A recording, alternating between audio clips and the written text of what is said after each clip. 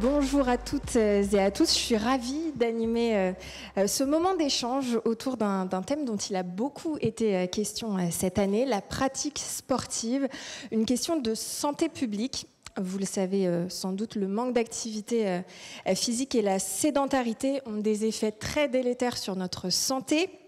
Or, notre société est aujourd'hui marquée par un niveau d'activité physique globalement insuffisant, lié notamment à la tertiarisation des emplois, à nos modes de déplacement, à nos habitudes, nos mauvaises habitudes, l'essor du numérique ou encore le télétravail. C'est pourquoi en 2024, dans le siège des Jeux Olympiques et Paralympiques de Paris, l'activité physique a été promue grande cause nationale. Vous connaissez tous le slogan « Bouge 30 minutes par jour ». L'objectif, sensibiliser la population à l'importance pour la santé de la pratique régulière d'une activité physique à tout âge et tout au long de la vie. Alors pourquoi est-il primordial de bouger tous les jours? Quelles sont les recommandations en matière d'activité?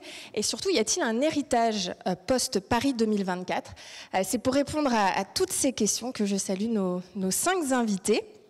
On va démarrer par le bout à gauche, le docteur Marc Rosenblatt, président du syndicat des médecins du sport santé. Bonjour à vous. Bonjour à vous tous. Stéphanie Boutin, en charge de la direction de la communication et de la direction de la responsabilité sociétale des entreprises du groupe Matmut. Bonjour. Bonjour Inès, bonjour à toutes et à tous. Margot Chevrier, athlète de haut niveau, quintuple championne de France de perche et également étudiante en 5e année de médecine, un programme bien chargé. Bonjour Margot. Merci. Axel Clerget, judoka professionnel, champion olympique par équipe à Tokyo et aujourd'hui kinésithérapeute à Villiers-sur-Marne. Aussi un programme très chargé pour Axel. Bonjour à toutes et à tous. Et puis Juan Arbeles, chef cuisinier, grand amateur de sport. Bonjour à tout le monde. Alors merci à tous d'être avec nous aujourd'hui. Ma première question, elle est pour le docteur Rosenblatt et elle est assez simple. Pourquoi, tout simplement, est-ce important pour la santé de pratiquer une activité physique, alors peut-être pas quotidienne, mais en tout cas régulière? Si, on préconise au quotidien. On va dire tout simplement le bon sens, c'est-à-dire de maintenir sa condition physique, mais également psychique, d'avoir également, une meilleure récupération du sommeil, et surtout, faire de la prévention pour ne pas être malade. Ne pas être malade, ça veut dire quoi? Ça veut dire maintenir son espérance de vie en bonne santé le plus longtemps possible. Donc de faire une activité physique régulière, et vous l'avez déjà précisé, 30 minutes minimum par jour, qui peuvent être fragmentées, mais peu importe, il faut au minimum 30 minutes, ça permet de repousser au plus loin tous les désagréments de la vie. Et ce qu'il est très important de préciser, Stéphanie Boutin, c'est qu'avoir une activité physique, c'est pas forcément faire du sport, et c'est pas forcément non plus de faire du sport de haut niveau. Alors voilà, donc vous l'avez dit, pour nous on défend dans l'approche, puisqu'on est une mutuelle santé aussi, donc on est concerné par tout ce qui est prévention. Souvent on trouve que le discours qu'on porte sur la prévention santé est souvent relié au sport, et qui dit sport dit performance. Alors on est tous fans de la performance de nos super athlètes, bravo à vous d'ailleurs, à chaque fois on vous suit, je pense que ça engage beaucoup le public, mais dès qu'on dit il faut pratiquer un sport, ce qu'on nous dit régulièrement, ne serait-ce qu'à l'école, on entend performance, effort, aller très loin, dépassement, quelque chose qui parfois est un peu compliqué. Donc on a plutôt tendance, nous, à le prendre sous le prisme de l'activité physique. Alors il faudrait trouver un nouveau mot qui serait un peu plus... Enfin, activité physique, ça sonne pas forcément très moderne, alors ça engage moins les plus jeunes, mais finalement c'est de faire de l'exercice, c'est se bouger. Donc c'est pour ça qu'on a créé un programme qui s'appelle Né pour bouger, parce que ça dit sois mobile. Finalement, ta pratique physique, d'activité physique, qui peut être justement dans le cadre de la prévention quotidienne, comme vous l'avez dit, c'est finalement être mobile, bouger, aller facilement faire du mouvement. Donc c'est avec ses enfants, jouer à la marelle, jouer à l'élastique, faire chat dans la cour, ça c'est pour les plus jeunes. Et pour chacun, c'est faire une activité qui lui plaît, qui génère du plaisir et qui le rend mobile et pas forcément être dans la contrainte de fait du sport. Donc ça me semble assez important de remettre aussi cette dimension-là qui rend plus accessible la dimension de plaisir. Et puis on voit au-dessus sur la slide quelques exemples. Si je peux dire un petit mot sur cette diapo, parce qu'en fait moi je l'utilise au quotidien quasiment, c'est pour sensibiliser la population et leur dire voilà, lorsque tu ne fais pas du tout d'activité physique et sportive, pour le plaisir, bouge-toi un peu, tu as un risque très important d'avoir une lésion cancéreuse. Si par contre tu pratiques régulièrement, comme vous le voyez tout là-haut, de temps en temps, par période de 5 minutes, une activité, et puis de faire au moins une fois par semaine 1 heure d'activité, alors le risque de cancer diminue. C'est simple comme message. Plus on va faire de l'activité physique régulièrement, moins on va avoir de risque d'avoir une pathologie, et plus loin on va repousser l'espérance de vie en bonne santé. Alors avant d'entendre nos sportifs, on va peut-être regarder une petite présentation en images, en vidéo d'Axel Clerget. Il y a 57 ans, ici, un homme a fait pleurer le Japon. Oh, terrible! D'Axel Clerget qui reste à l'intérieur, et c'est donc Chigari.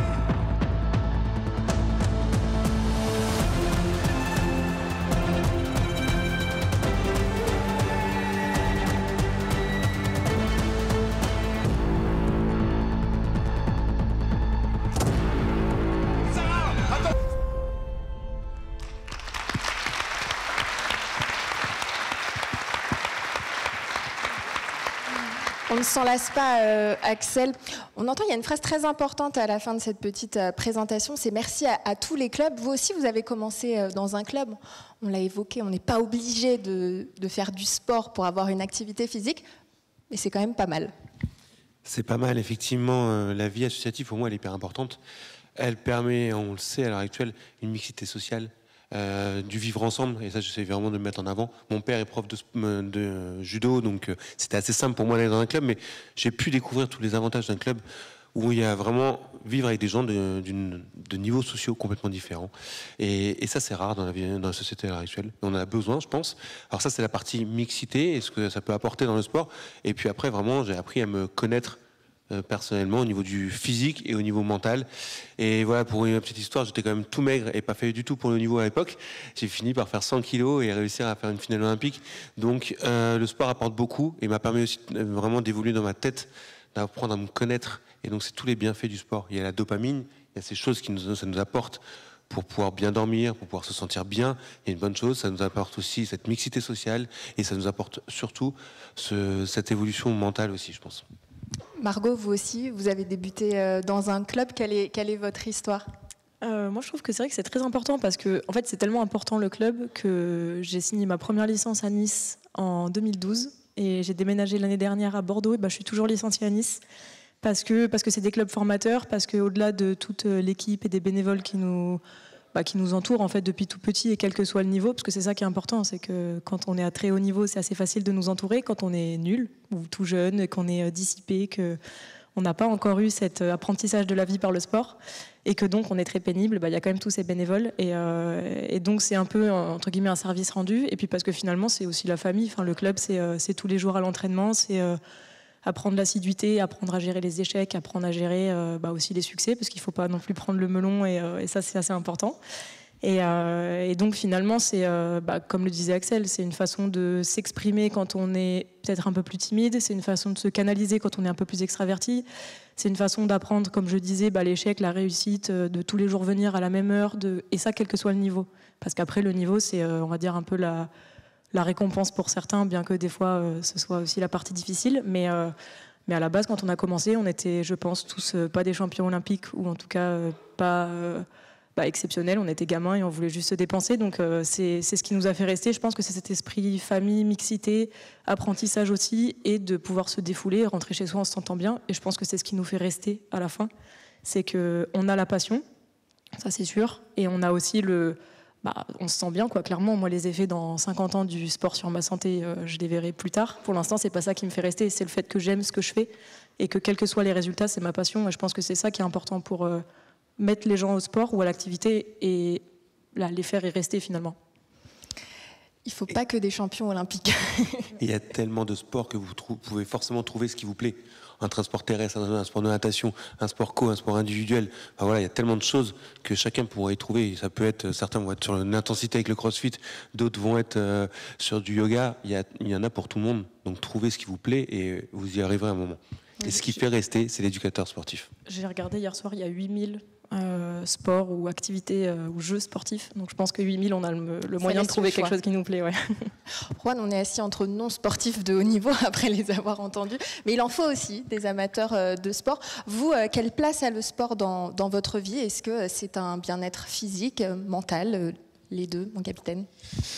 Moi, je suis le style de personne qui regarde Margot et Axel gagner des médailles et des championnats avec une bière à la main, qui en deviennent 3, avec un pâté de campagne, une entrecôte et double portion de frites. Il dit ça parce qu'il est chef, évidemment. Hein. Je suis cuisinier, je suis chef, mais même, à part ça, on fait partie d'un groupe de bons vivants, des gens qui aiment bien vivre, et souvent... le sport m'a permis de continuer à me faire plaisir, continuer à pouvoir faire certains excès. Un jour, j'ai croisé un kiné qui était exceptionnel, qui se mettait des énormes torgnoles chez moi et qui était fin, sec, hyper beau gosse, hyper grand. Et un jour, en train de me soigner, il me dit « Moi, je trouve que tu peux pas nettoyer si tu n'as pas sali ». Et j'ai adoré cette phrase-là parce que ma vie, elle est un peu comme ça. J'ai besoin de sentir que je fais un certain excès pour le lendemain ou 2 jours après aller chercher cet équilibre. Donc le sport, pour moi, c'est une passion. Je l'ai démarré jeune. J'ai eu la chance de faire du sport très jeune. En arrivant à Paris, j'avais pas trop de moyens. J'ai trouvé la course à pied, qui était un moyen d'évasion et de se dépenser qui était hyper important. Mais ce qui est hyper intéressant, c'est que aujourd'hui, on parle de pratiques sportives, question de santé publique. C'est passionnant d'avoir des sportifs de haut niveau qui nous en parlent. Moi, j'arrive aujourd'hui dans cet univers, je pense, parce que je suis un peu le public. Hein. Je suis la personne qui aime bien ces blanquettes de bois avec la crème double, le foie gras, l'apéritif. Et en même temps, je continue à faire du sport parce que c'est là où je trouve mon équilibre. Je ne pourrais pas me faire tant plaisir comme je le fais aujourd'hui si j'avais pas et je ne retrouvais pas cet équilibre et cette passion dans le sport où je peux un peu me dépenser et défouler. Tout ce que je consomme aussi. Alors en France, la recommandation diffusée par le ministère chargé de la Santé est pour les adultes de pratiquer l'équivalent d'au moins 30 minutes de marche rapide par jour, au minimum 5 fois par semaine. Et pour les enfants et adolescents, l'équivalent d'au moins 60 minutes par jour. Aujourd'hui, on estime qu'environ 47% des femmes et 30% des hommes sont inactifs. Stéphanie Boutin, comment fait-on pour encourager les Français à se bouger ? Alors, j'ai pas la formule magique, hein, je vous le dis tout de suite. Mais vous travaillez c'est une grande question. Dessus, sur la question. Alors, mon voisin là, mais je vais faire ma première réponse, on verra s'il rebondit dessus ou si justement il nous aide à la densifier. En fait, en reprenant le fil aussi de tout ce que je viens d'entendre, on a entendu le mot passion. Et le discours un peu, et c'est normal, hein, le discours de santé publique, c'est un discours de prévention. Et on le sait bien que le discours de prévention, c'est il faut pas, il faudrait pas, il faudrait pas, il faudrait, il y a qu'à, il faut. Et c'est un discours qui est très compliqué et qui n'est pas le discours forcément de la stimulation, de la motivation et du plaisir. Un peu trop moralisateur. Un peu contrainte. On est un peu du champ de la contrainte. C'est en train de changer et justement l'opportunité d'un débat comme celui-là, les JO en sont aussi, c'est-à-dire que ce sont des catalyseurs de sont les plus grands facteurs de motivation. C'est quand même le plaisir et vous l'avez dit tous les 3, chacun à sa manière, mais c'est aussi la passion et à un moment c'est la relation. Donc le plaisir de la relation aux autres, le plaisir de son propre déplacement ou juste d'avoir pu et d'avoir eu l'autorisation de courir dans tous les sens parce que ça défoule et ça fait du bien, le plaisir de se laisser de la liberté après, de faire ses propres excès et de trouver son équilibre. En fait, c'est ce facteur plaisir que nous, on essaye de tirer de manière à toujours parler dans les programmes dits de prévention de ce bénéfice passion, plaisir, c'est finalement, j'ai envie de dire, du care entertainment. C'est-à-dire comment, finalement, je suis de l'ordre de l'entertainment, mais pour ma santé. Et donc d'être plus dans le côté, je vais développer toutes mes énergies du plaisir, donc la participation. Par exemple, on fait un 5 km à l'heure libre. Dans les grandes compétitions marathon, semi-marathon. Le 5 km à l'heure libre n'est pour bouger c'est comment je participe à la fête. C'est essayer de trouver ces biais-là. C'est-à-dire que jusqu'à présent, moi je fais pas de semi-marathon, je fais pas de marathon et je suis pas super fan de la course. Moi c'est plutôt la natation. Donc pour moi, aller voir ces compétitions-là, ambiance géniale, mais je suis spectateur. Et aujourd'hui, avec des activations de cet ordre-là, c'est-à-dire viens partager à la fête, et c'est allure libre. C'est-à-dire j'y vais avec mes enfants. Eux, au bout d'un moment, ils en ont marre parce que je traînouille. Donc voilà, et ils partent comme des flèches. Moi, finalement, au bout d'un moment, je me prends un peu au jeu et je bouge un peu plus qu'une marche rapide. Et en fait, on participe avec les anciens, avec les enfants, et un côté très convivial. Donc c'est d'activer toutes ces zones de plaisir et de convivialité qui nous semblent à la Matmut vraiment le vrai levier pour faire basculer. Parce qu'évidemment, on incite à la pratique sportive, même les mutuelles remboursent l'inscription au club sportif, c'est vous dire. C'est dans les remboursements de notre mutuelle santé. Néanmoins, c'est pas parce que ça existe que les gens se mettent en mouvement. Il faut créer ce lien qui donne envie et créer ce fil de l'envie. Et pas simplement, alors le conseil est très important, les bénéfices, risques, santé, etc. sont très importants, mais ce n'est pas toujours suffisant pour se mettre en mouvement. Alors, vous vouliez rebondir peut-être ? C'est un entretien motivationnel. Nous, les médecins, on est confrontés à ça maintenant depuis de très nombreuses années. Il y a une loi même qui est sortie en 2016 pour promouvoir la prescription de l'activité physique dans le cadre de maladies qu'on appelle les affections longue durée, mais on peut aussi le faire dans des pathologies qui ne font pas partie de ce répertoire. Et donc notre problématique à nous les médecins, c'est le temps. C'est le temps parce qu'en fait, il faut du temps pour faire de la prévention. Alors on était content d'apprendre que le ministère de la Santé s'appelait le ministère de la Santé et de la Prévention, puis il a perdu ce mot prévention, mais malgré tout, on continue. Et donc on continue à faire quoi ? À faire comprendre à notre patientèle, quelles que soient les pathologies auxquelles on est rencontré, que l'activité physique, c'est un traitement non médicamenteux qui fait partie de la vie et qui va certainement leur apporter le plaisir, comme on vient de le décrire, mais aussi une meilleure condition à la fois physique et psychique qui leur permettra de se faire plaisir pour tous les moments de la vie. Et donc cette prescription d'activité physique et sportive, elle est organisée. Tous les médecins peuvent le faire et on a surtout des organisations maintenant en France qui se mettent en place, c'est ce qu'on appelle les maisons sport santé, qui permettent d'accueillir les gens pour les initier pendant une période qui généralement est de 3 mois, à avoir un entretien motivationnel et petit à petit les amener à reprendre goût à l'activité physique pour ensuite rejoindre des clubs sportifs. Alors le frein, c'est l'argent.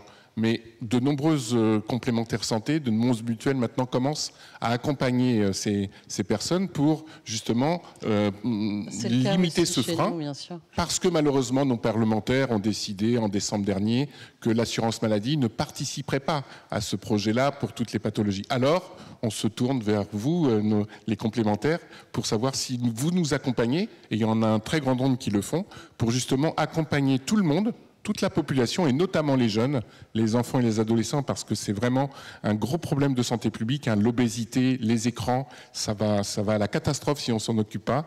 Il faut vraiment se laisser ça de côté et faire que les gens se bougent pour avoir vraiment une vie avec plaisir.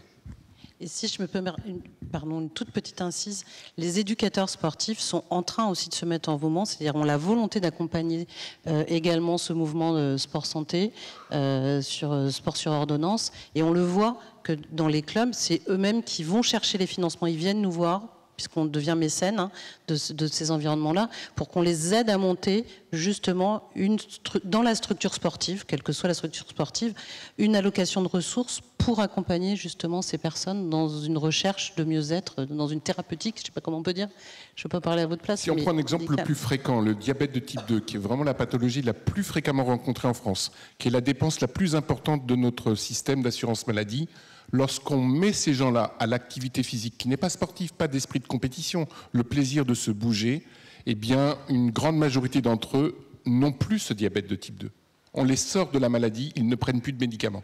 Donc c'est vraiment une grande cause nationale de s'occuper de ces gens-là pour justement à la fois faire des économies de santé, mais en même temps leur redonner le goût à la vie, dans de bonnes conditions et en bonne santé surtout.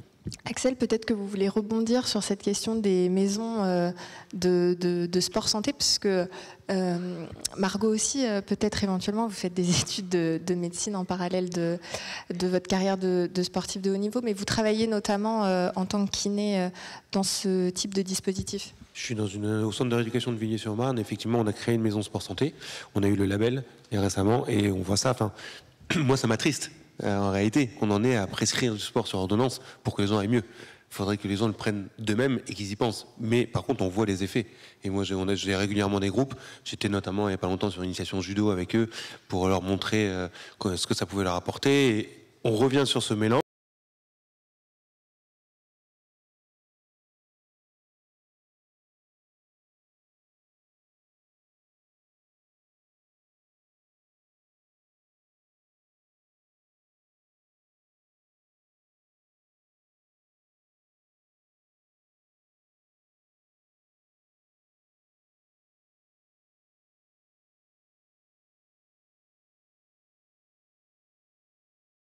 Et on voit tous les effets, effectivement. Et il y a juste une petite chose avant que Margot reprenne la parole. On parle de contraintes, et c'est un athlète qui vient juste de m'en parler en coulisses, qui me disait, moi, on parlait de la santé, il me disait, se brosser les dents, j'en ai pas envie tous les jours, quoi. Mais je dois le faire. Ben, en fait, les 30 minutes de sport, vous n'en avez peut-être pas envie tous les jours, mais faites-le, quoi, en fait. Est-ce que vous vous brossez les dents 7 fois le dimanche? Non, vous brossez les dents tous les jours. Donc ne faites pas l'activité physique une seule fois par semaine, faites-le tous les jours. Mais on va la retenir, celle-là. J'ai beaucoup aimé l'image, donc c'est Johan Ofredo qui me l'a dit en coulisses, et franchement, voilà. Vous n'avez pas envie, bah faites-le. Rentrez plutôt que prendre le bus, marchez à pied pendant 30 minutes pour rentrer chez vous, parce que vous savez que vous devez le faire. Parce que vous ne savez pas le faire une fois que vous rentrez chez vous. Alors après, moi, ce qui m'inquiète, c'est que je pense que peut-être pas tout le monde se brosse les dents tous les jours. Donc je ne sais pas si ça résout toutes les problématiques, mais... Oui, alors là, on va avoir un souci. Je pense que ce qui est important aussi, c'est qu'au-delà de... Enfin voilà, faire de l'activité physique, je pense que ça peut être un peu flou pour les gens, ou faire du sport, parce que ça veut dire, pour la majorité des gens, prendre une licence, aller... entre guillemets, à des entraînements, enfin en tout cas il y a des horaires, il faut aller avec un groupe, il y a des gens qui aiment pas trop le social ou qui ont la flemme entre guillemets, moi-même ça peut m'arriver, et c'est surtout qu'il faut se rendre compte aussi d'à quel moment on est sédentaire, parce qu'il y a des gens qui imaginent la sédentarité quand on est grabataire à 80 ans et qu'on est devant la télé. Moi clairement en ce moment je suis blessée depuis quelques mois, donc je m'entraîne pas autant qu'avant, ou en tout cas je fais des choses un peu différemment. Si je suis le diapo qu'on a vu tout à l'heure, je suis dans les risques un peu intermédiaires de faire un cancer à un moment donné, donc c'est quand même assez fou quand on s'entraîne 20 heures par semaine. Mais la finalité, c'est que de 8 heures à peu près 17 heures, je suis derrière un bureau à réviser mes cours de médecine, donc clairement, en ce moment, je suis sédentaire. Et comme toute bonne étudiante en médecine, je ne fais pas de pause pour aller marcher, pour aller un peu sur les réseaux sociaux ou quoi. Ou au pire, je suis sur les réseaux sociaux, mais dans mon canapé, donc toujours sédentaire. Et je pense qu'il y a déjà cette prise de conscience-là de se dire, si déjà dans la journée, il y a des pauses, il y a des, même si c'est 5 minutes, mais que ce ne soit pas une pause clope, mais du coup une pause de monter 2 escaliers, redescendre, aller aux toilettes, peut-être pas en prenant l'ascenseur dans un bâtiment, mais en prenant les escaliers, de la fameuse excuse « j'ai pas le temps ». Je pense qu'il faut trouver le temps, parce que le temps on l'a forcément, il faut juste savoir où sont les priorités. Si c'est passer 2 heures sur son téléphone ou 30 minutes dans les transports sur son téléphone, c'est du temps perdu de toute façon, donc autant ne pas le perdre et faire un pas pour sa santé, et du coup rentrer en marchant, rentrer en vélo, prendre le métro si on est trop loin, mais s'arrêter, je sais pas, 3 arrêts avant, ou 4, je sais pas, en fonction d'où on habite, mais de prendre le vélo dans sa voiture, ou de trouver des choses, on se gare un peu moins près du travail, on prend quelques arrêts en moins, on prend les escaliers plutôt que l'escalator, ou on prend l'escalator mais on monte les marches quand même. C'est des petites choses comme ça, moi petit à petit, chaque fois que je suis au téléphone, j'arrête d'être assise dans mon canapé et de répondre au téléphone assise. Je réponds au téléphone, mais je marche dans la maison, donc j'ai l'air d'une folle, clairement, dans mon salon. Mais en attendant, du coup, je marche, et sans m'en rendre compte, c'est de l'activité physique. Ça permet de se dire des fois, j'ai pas non plus fait une journée de sédentaire. Et voilà, c'est pas forcément prendre une licence dans un club et devoir respecter des horaires quand tout le monde y est, ou quand on n'est pas forcément nous disponibles, ou qu'on n'est pas disponible, on va dire, psychologiquement parlant, parce que des fois après une grosse journée on n'a pas forcément envie d'aller rencontrer encore d'autres gens, d'aller papoter, d'aller machin truc. On a envie de potentiellement mettre des baskets, aller marcher, de faire ses courses à pied et pas y aller en voiture. C'est des petites choses comme ça. Je pense donner des tips aux gens de comment faire de l'activité physique sans forcément prendre une licence de sport, ça peut aider aussi à se rendre compte que les gens mettent petit à petit plus d'activité physique dans leur journée. Et justement, Juan, vous qui êtes un sportif assidu, sans pratiquer un sport de haut niveau, est-ce que vous n'êtes pas licencié? Il ne me semble pas. Comment le sport s'est inscrit dans votre quotidien pour donner un petit peu envie aux Français? Comment vous expliquez que les Français ne se mettent pas plus au sport? Moi, on m'a licencié d'un endroit parce que j'y allais pas, mais non, je ne suis pas licencié. Je pense qu'il y a une notion, en vrai, alors tout ce qu'on dit est vrai, et faire du sport, c'est hyper bien, mais j'ai l'impression que l'image de la personne qui était cool pendant très très longtemps, depuis 50 ans, c'est Mick Jagger, c'est Queen, c'est le rocker qui fume des clopes, qui se drogue et qui picole. Et je trouve qu'aujourd'hui, les écrans, les réseaux sociaux sont un canal qui est hyper intéressant pour réussir à changer les mentalités. Si pour nous, la personne qui est cool, c'est la personne qui s'entraîne 5 ou 6 ou 7 fois par semaine et qui est absolument passionnée du sport et qui a envie de venir en vélo au boulot, souvent quand il y a un gars qui arrive au vélo, c'est le geek qui a son petit vélo, qui fait un peu attention. Et je trouve qu'il y a une notion dans la tête des gens, dans la mentalité des jeunes. Enfin, aujourd'hui, on a les réseaux sociaux qui peuvent nous aider et énormément de gens qui sont des sportifs de haut niveau ou pas, qui intègrent le sport tout en restant cette personne hyper cool et sympa. Il y a beaucoup de sportifs de haut niveau qui savent vivre aussi. Souvent, on a aseptisé, je pense, dans l'image, le sportif de haut niveau, il devait se réveiller tôt, se coucher tôt, boire un jus d'orange, manger du chou kale. Et je pense que la notion de plaisir est hyper importante. On en a parlé, non mais c'est vrai, on en a parlé plusieurs fois. Il faut changer cet avis que être sportif ou faire du sport, c'est chiant, c'est dur, c'est une contrainte. Alors oui, c'est pas facile tous les jours. La sensation de bien-être qu'on expérimente une fois qu'on fait 25, 30, 45 minutes de hit, de vélo, de course à pied est tellement dingue, mais absolument dingue. Donc je pense qu'il faut, il y a une carte peut-être à jouer sur l'image qu'on donne à la notion de sport, sur l'image du sportif qui est capable de passer un très bon moment en faisant du sport et derrière boire une bière et ça va bien, ou faire un écart. Je suis vraiment le discours complètement à l'écart de ce que les professionnels de santé peuvent dire, mais à un moment on se sent un peu détaché. Je pense c'est tellement loin de nous qu'on se dit oh là là, aujourd'hui moi c'est chiant, je vais pas y aller, et en même temps je suis pas sportif de haut niveau. C'est pas très grave. Fais 20 minutes, fais 25 minutes, ça va te faire du bien, et bois ta bière juste après. Il y a une raison sociale aussi. On parlait du paddle, du tennis, des sports qui sont collectifs. Moi en vrai, il y a des fois j'ai pas envie de faire du sport, mais j'ai envie de voir mes potes.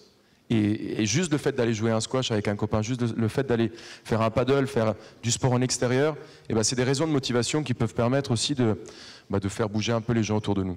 Et chacun peut trouver sa motivation, le temps passe très vite. Est-ce qu'éventuellement il y a des questions dans la salle pour nos invités? Si vous avez besoin de recettes aussi, on peut les donner. Moi je veux bien les recettes, j'avoue.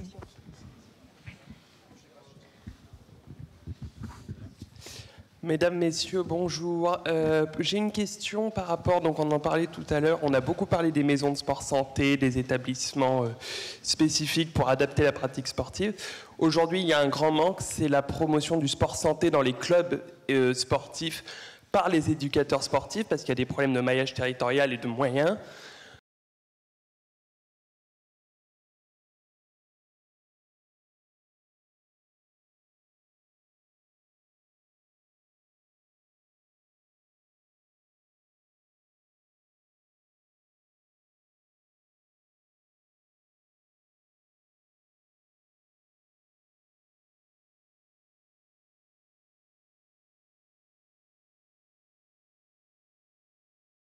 Est-ce que c'est plutôt les capacités d'accéder à la pratique?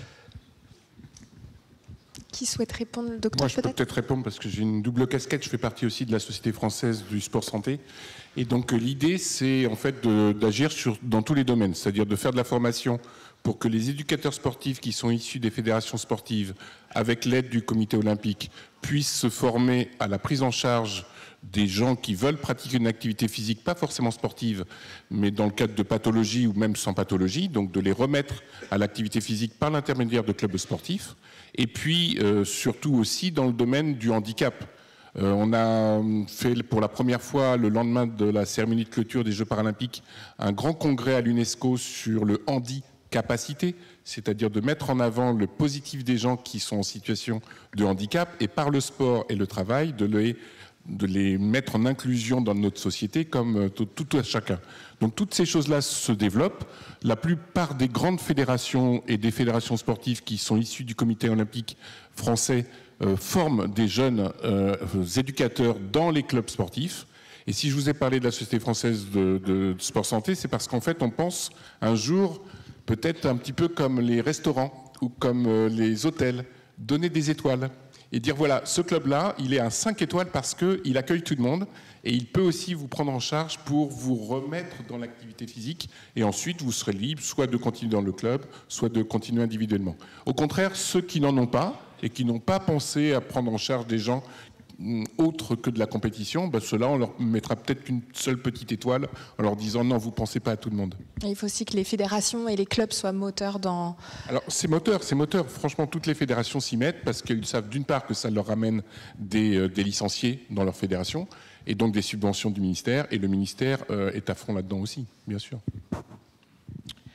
Après, en ce qui concerne le sport adapté ou le sport sur ordonnance, c'est quand même deux choses un peu différentes, si je puis me permettre. Et on essaye aussi, et on l'a vu avec les JO, de faire bouger l'image du sportif en situation de handicap. Et on voit l'engouement sur les para-athlètes et par la suite aussi le développement de fait de l'inclusion par et dans le sport. Et je pense que c'est en train petit à petit aussi de changer. Et ce que vous disiez est très juste, c'est aspirationnel. C'est quand on aura des modèles et des rôles modèles de personnes qui sont dans une dynamique que finalement toute la chaîne de valeur se met en place. C'est exactement la reprise un peu de votre idée.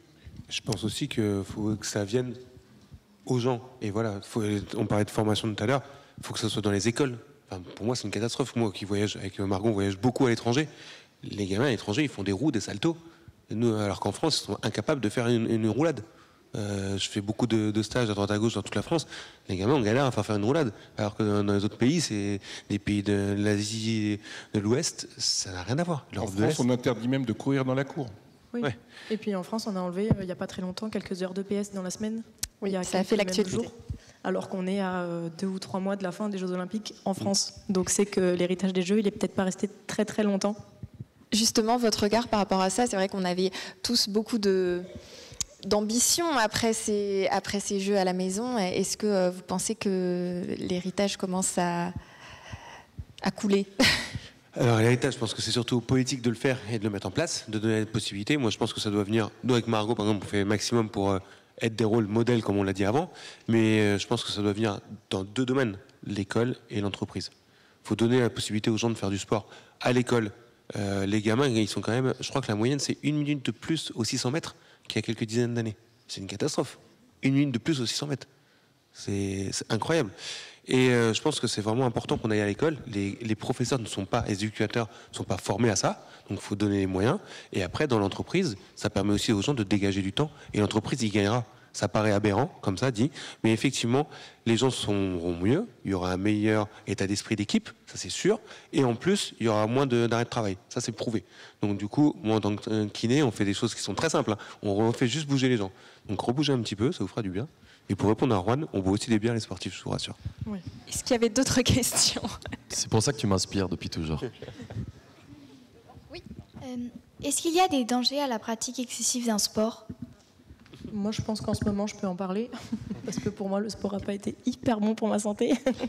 Non, il y a toujours des... après, je vais laisser parler les vrais médecins qui sont déjà diplômés, mais il y a, comme tout, quand c'est à l'excès, c'est pas bon. Après, l'idée, c'est de trouver le bon équilibre et le bon dosage, on va dire. Tout ce qui est fait à l'excès sans vraie vérification médicale, kiné. Enfin, nous, on est quand même très, très suivis, que ce soit sur la nutrition, le sommeil. On met tout en place pour que la quantité de travail qu'on inflige à notre corps soit pas délétère, ou en tout cas le soit forcément par moment, parce que c'est un peu le jeu, mais qu'on n'en subisse pas les conséquences toute notre vie. Donc, quand c'est bien pratiqué, le sport, c'est que des effets bénéfiques pour la santé. Oui, je confirme. C'est pour ça qu'il y a des médecins du sport. Sachez qu'en plus, nous, dans l'héritage des Jeux, ça fait 75 ans qu'on le demande, mais en France, la médecine du sport n'est pas une spécialité médicale. 14 pays en Europe l'ont, en plus les Anglais, ils l'ont eu pendant les Jeux Olympiques de Londres. On a fait la demande, nous, depuis 3 ans, et malheureusement, ni pendant les Jeux, ni dans l'héritage proche des Jeux, on l'a. Mais je vous rassure, Le Conseil de l'Europe, le Parlement européen a décidé que tous les pays d'Europe devaient avoir la spécialité dans les 2 années. Donc, nous serons des vrais spécialistes de médecine du sport au moins dans les 2 années. Mais on attend peut-être que nos responsables politiques devancent cette imposition, si je peux m'exprimer ainsi. Et donc, voilà, la médecine du sport va devenir une spécialité. Il y aura un suivi officiel de spécialistes de médecine du sport pour les sportifs de haut niveau, pour les gens qui font du sport santé. Et bien sûr, beaucoup de prévention, primaire, secondaire, tertiaire, et même quaternaire. Pour ceux qui ne connaissent pas, la prévention quaternaire, c'est de faire de l'activité physique, pas sportive, mais physique, en fin de vie. Et donc, on accompagne les gens en fin de vie, en quaternaire, pour faire de l'activité physique et d'avoir une meilleure fin de vie par le sport. À tout âge, on vous a dit. Est-ce qu'il y a d'autres questions? On a encore 2-3 petites minutes. Ouais. Bonjour, j'aurais une question. Est-ce que vous avez déjà hésité à arrêter votre passion d'aujourd'hui durant des périodes de votre vie? Moi non, je suis médecin à vie et je suis passionné à vie. Ouais, moi c'est simple, j'adore manger, j'adore cuisiner, du coup non. Pour nous, on va répondre chacun à notre tour, oui. Il y a des moments où c'est dur le sport de haut niveau, oui, c'est dur. Et il y a des moments où tu as envie de... Et d'ailleurs, j'ai arrêté moi. À 23 ans, j'ai fait une sorte de burn-out et je me suis rendu compte et je suis revenu parce que les émotions du sport de haut niveau me manquaient. Ce que tu peux vivre en une journée, j'arrive pas à le revivre dans la vie normale, dans la vie classique. Parce que tu as des hauts et des bas dans une journée. Tu peux être, si je prends un championnat du monde, tu marches sur l'eau jusqu'en demi-finale, tu perds en demi-finale, t'es une sombre merde, excuse-moi l'expression, et tu arrives à aller chercher la médaille, et là du coup tu repars avec un sourire, et voilà, et tu pleures, et une demi-heure après tu repleures, mais t'as 20 minutes pour switcher entre les deux, et tu repleures de joie. Et ça me manque dans la vie de tous les jours, et c'est pour ça que j'y suis retourné. Je pense qu'on va finir sur cette très belle conclusion d'Axel Clerget. Merci à tous. Vous l'aurez compris, l'activité physique, donc c'est pas seulement performative, et il faut bouger tous les jours. Merci à tous.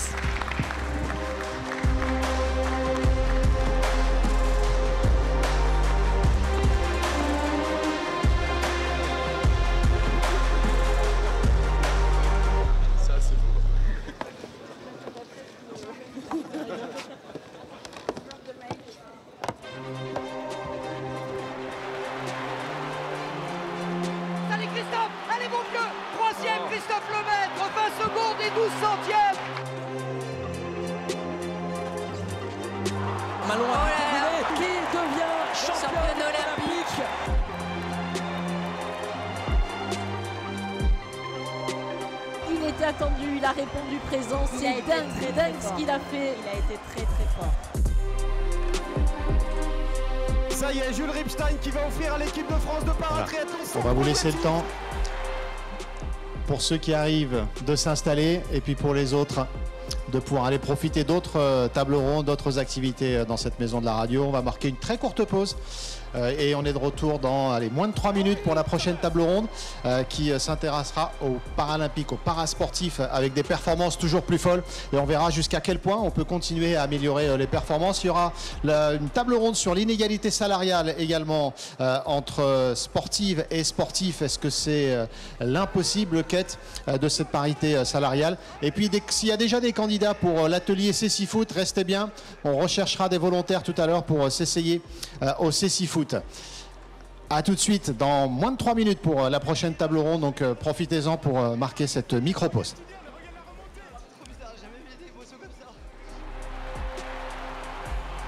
Bienvenue aux Jeux Olympiques de Paris 2024.